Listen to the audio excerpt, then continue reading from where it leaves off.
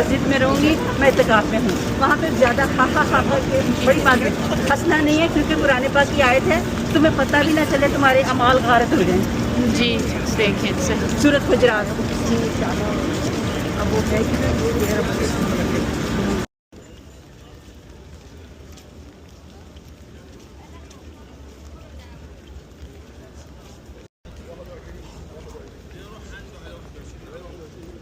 ہم زیادہ تیز تو نہیں ہے؟ نہیں ہم سلو ہیں ابھی. ہے نا؟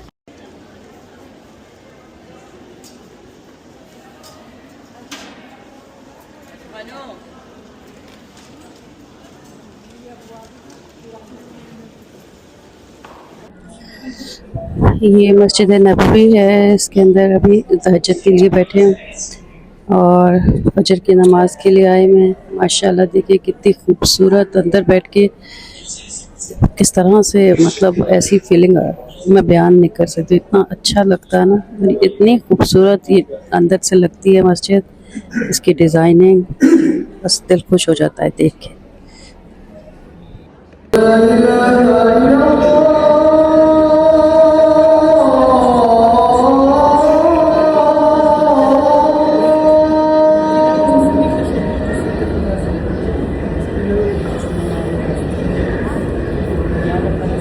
أشهد أن لا إله إلا الله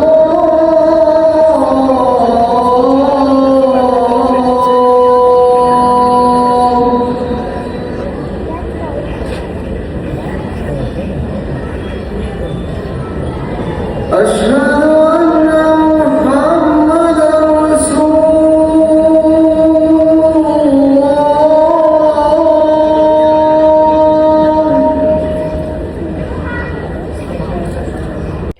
صبح کی نماز کے بعد پھر ہم لوگ واپس ہوٹل گئے، ناشتہ واشتہ کیا، تھوڑا سا ریسٹ کیا کیونکہ 2 دن سے بالکل سو ہی نہیں سکے تھے.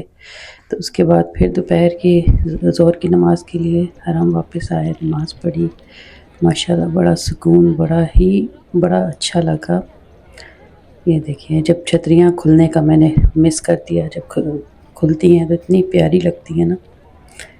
تو بس عصر پڑھنے کے بعد پھر ہمارا پلان تھا کہ ہم جائیں گے مسجد قباء، لیکن اس کے لیے پھر ہم نے سوچا کہ ساری نمازیں پڑھ کے نا رات کے وقت پھر جائیں گے تو زیادہ اچھا ہے. ابھی ہم جا رہے ہیں مسجد قباء کی طرف اور یہ راستے میں ہمیں وہ ٹیکسی ڈرائیور بتایا تھا کہ یہ ہے وہ ٹرکش ٹرین اسٹیشن جس کو سلطان عبدالحمید نے بنوایا تھا، لیکن اس کو فوراً ہی بند کر دیا کیونکہ جب وہ ٹرین کا انجن چلا اور اس نے دیکھا کہ اس کا اتنا شور ہے تو اس نے فوراً اس کو کہا کہ اس کی مجال کہ یہ میرے نبی کے شہر میں شور کرے، تو انہوں نے اسی وقت وہ سب کچھ بند کرا دیا. وہ ٹرین اسٹیشن جو ہے وہ ٹرین چلی ہی نہیں وہاں پہ. تو مسجد جمعہ جس میں نبی پاک نے سب سے پہلے جمعہ کا خطبہ پڑھا.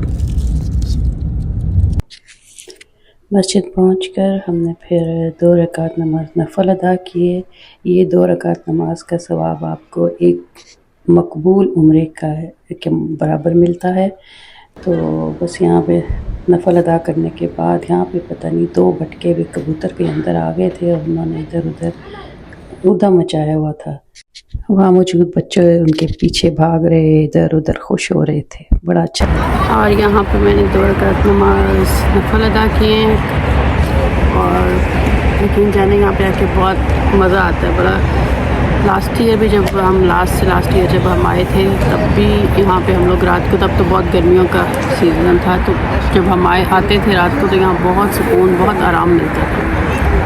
بہت زیادہ جو ہے نا، ایک تو یہ کھلی جگہ شاید کھلی سی ہوا، اس وقت بھی اتنا پلیزنٹ، اتنا مزے کا موسم ہے نا کہ بس پوچھے مت. نہ ٹھنڈ ہے نہ گرمی ہے، بڑی اچھی ٹھنڈی ہوا اور بہت زیادہ مزہ آ رہا.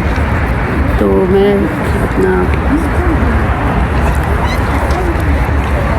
نفل ادا کر لیا. ابھی میں اپنے ہسبینڈ کا ویٹ کر رہی ہوں اور بس ہم لوگ یہاں پہ تھوڑی دیر بیٹھیں گے، ٹائم تھوڑا سا اسپینڈ کریں گے.